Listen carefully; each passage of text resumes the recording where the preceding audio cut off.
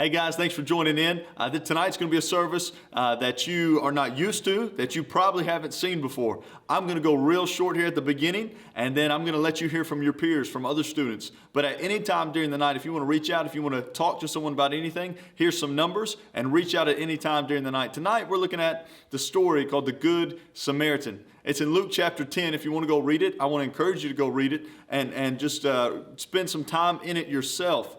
But I'm going to give you a quick overview of what happens in that story.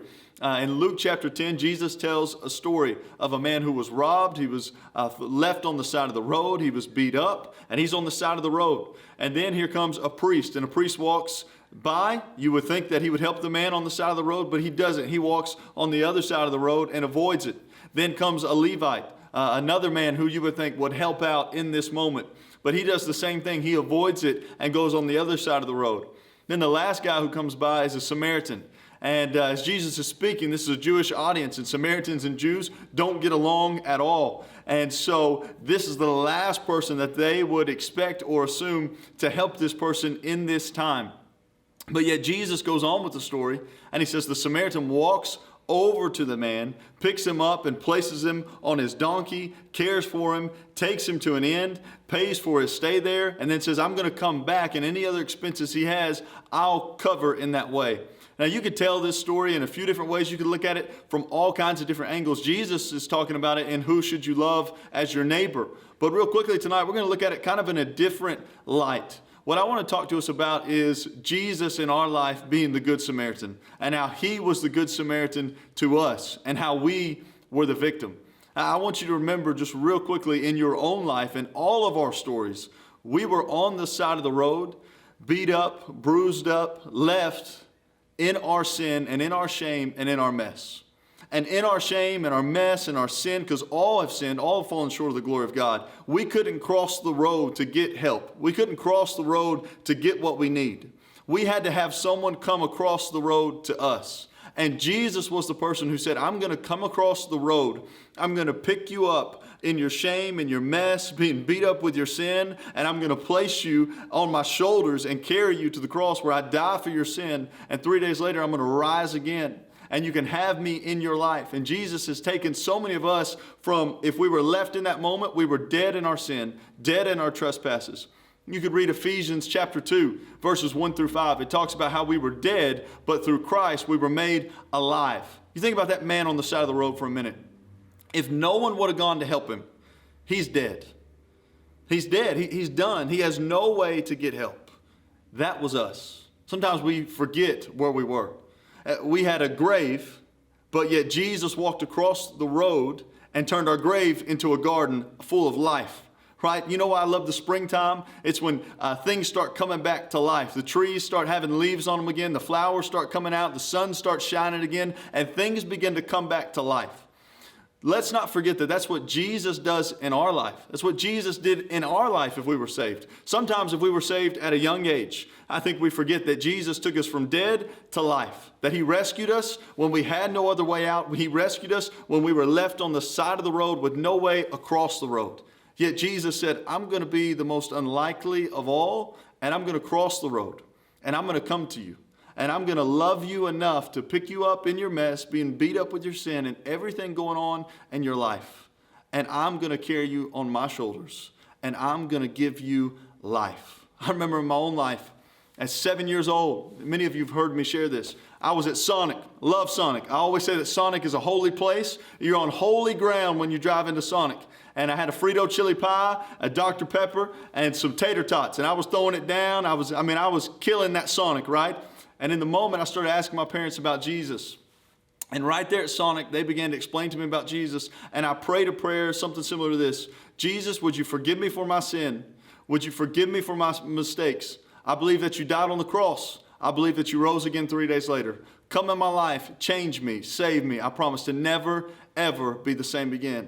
Throughout my life, though, there's been a lot I've had to figure out. When my dad got cancer, when my dad passed away, I was searching. I was mad at God. I was running from God. But now as I look back, I can see God's hand on everything all the way along, knowing that He's the one who's given me life. He's the one who's walked beside me. He's the one that gives me meaning and a purpose and joy today. And He's the one who's helped me through my darkest moments and my darkest days. And that decision at 7 years old feels even more real today than it did then, because I've seen God work and I've seen God move in a mighty way. Tonight, here's what I want you to do. I want you to hear from all kinds of different students in your shoes who have been rescued just like you, who have a testimony, who have a story.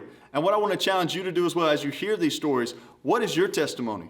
What is your story of God saving you, of God rescuing you, of God coming on the other side of the road? And then I want to challenge you, share on social media your story of how God saved you or rescued you. Share how good Jesus is in your life and what He's done in your life. Here's why I think this is important.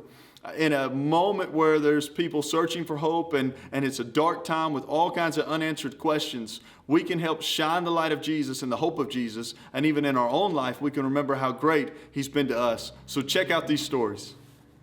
Hi guys, my name is Katie Crouch. I go to Summit High School and I'm a junior, and this is my testimony.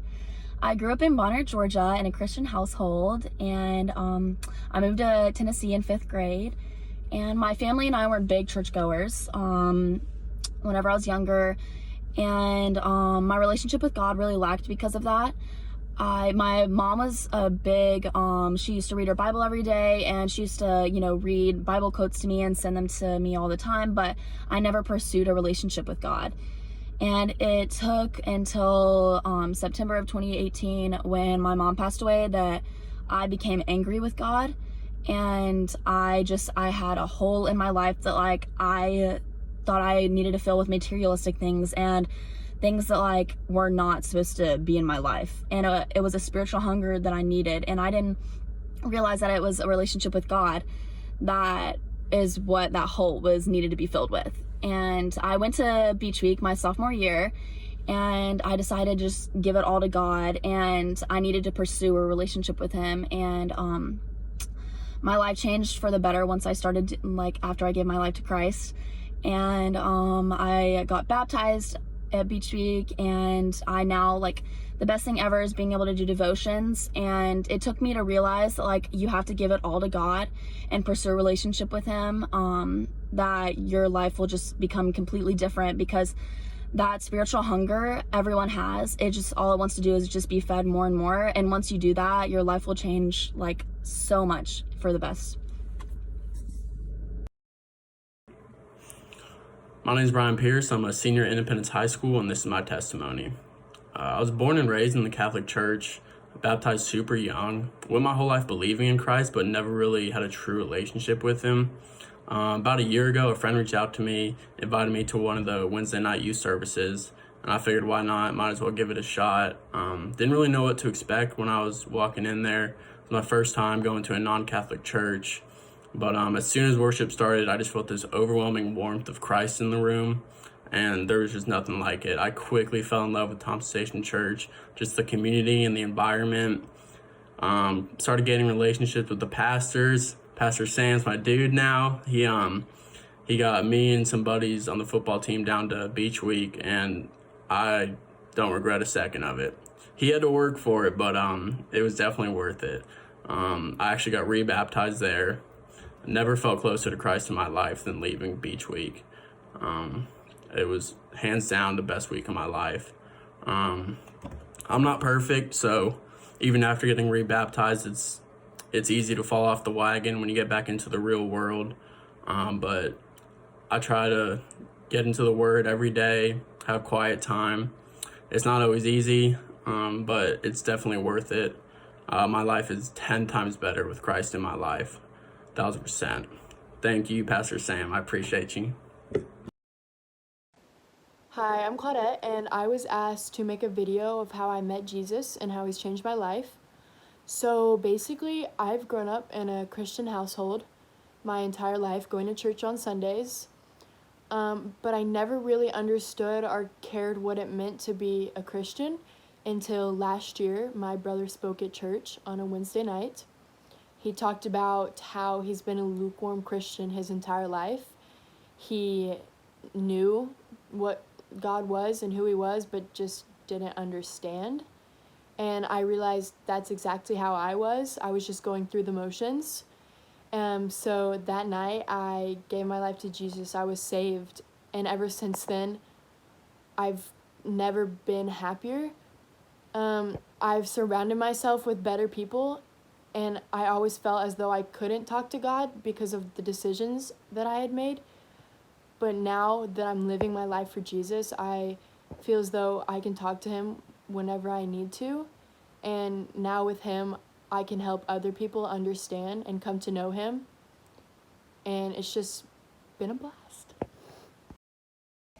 My name's Kalin Jones. I'm a junior at Grace Christian Academy, and this is my testimony. So I was born and raised at Tom Station Church. Been going there my whole life.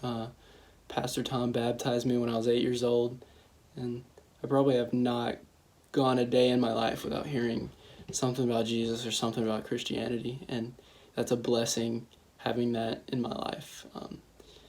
But of course, I didn't know that. I took all that for granted until this past year. Going to a Christian school, everything is so easy, it seems like, but in reality, you don't really, you take all that for granted, and that's what I did.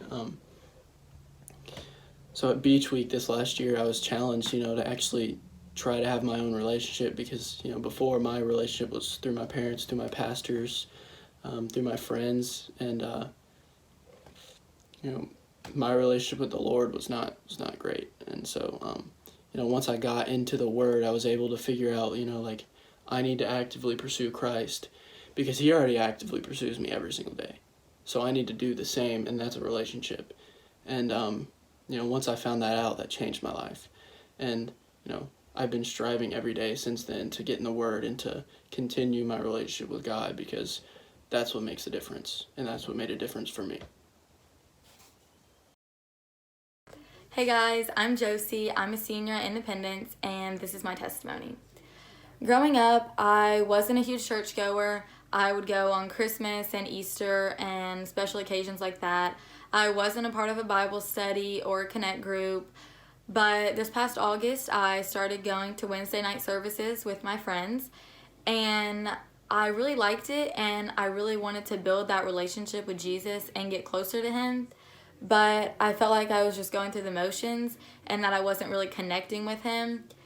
And in February, I decided to sign up for Reach, and that was an amazing experience. Friday night, I felt God speak through Pastor Chris directly to me, and he called me home. And I had never felt that boldness to go and find someone and talk to them about how I felt. But that was the first time I had felt his presence, and I knew I needed to go talk to somebody. And I did. And then Sunday I was baptized. And now I'm applying what I learned at Reach, and I'm reaching out to others because I want them to feel what I feel and to build that relationship with Jesus and to get closer with him, because it is amazing just living life for Jesus and knowing that he's got you, and you can give him all your worries and all your stress and all your doubts and fears and everything, because he's got you. And yeah. Hi, my name is Kayden, and I go to Independence High School. I'm a sophomore there, and this is my testimony of how I found the Lord. So I was born and raised in Arizona. Never really understood what the Lord was. I was never baptized. Still am not baptized. I would love to get baptized soon. But we would go. It was our family routine. We would go to the church Sundays, but I really still never understood what the Lord was. It was just something that me and my family, we all believed in, and I never understood, but I know my family did, and I just never asked of why or what we were believing. We did that for 10 years, and then I moved to Virginia, and we lost the Lord, and we never went to church, and then we started back up for a year. I still never understood the Lord. And then I moved to Tennessee, and that's when I met some really good friends, and they helped me meet new people at Thompson Station Church, and those are the people that have helped me find the Lord. Like Pastor Sam, he is the one who's helped me find the Lord, and understand the meaning of the Lord and the Word, and He's brought me closer to the Lord, and I give thanks to Him for everything that He has done for me and my family.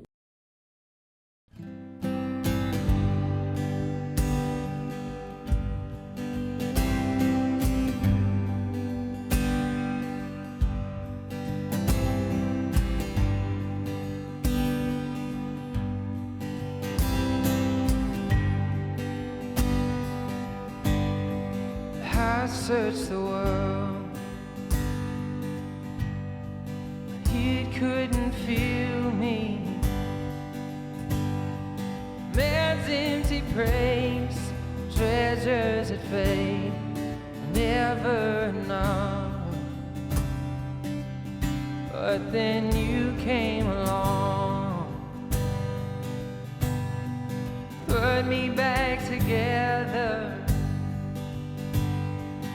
Every desire is now satisfied here in your love. Oh, there's nothing better than you, Lord. There's nothing better than you. There's nothing, nothing is better than you.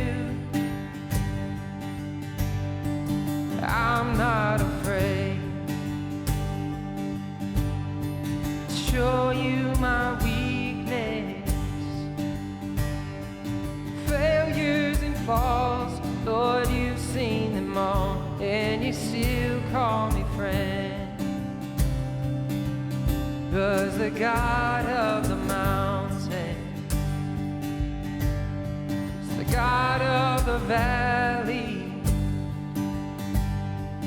There's not a place your mercy and grace won't find me again. Oh, there's nothing better than you, Lord. There's nothing better than you, Lord. There's nothing, nothing is better than you. Lord, there's nothing better than you. Oh, there's nothing better than you. Oh, there's nothing, nothing is better than you.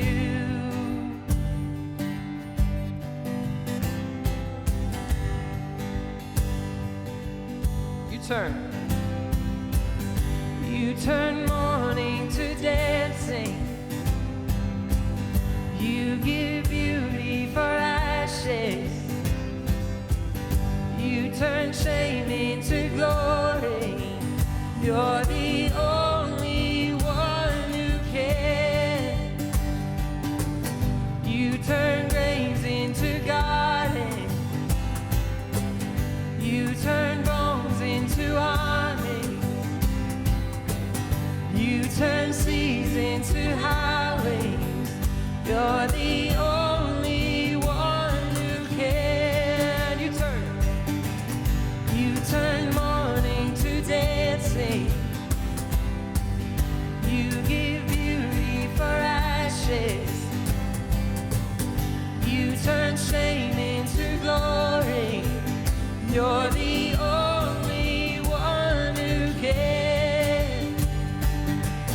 You turn graves into gardens. You turn bones into armies. You turn seas into highways. You're the only one who can. There's nothing, oh, there's nothing better than you. Oh, there's nothing better than you. Oh, there's nothing, nothing is better than you.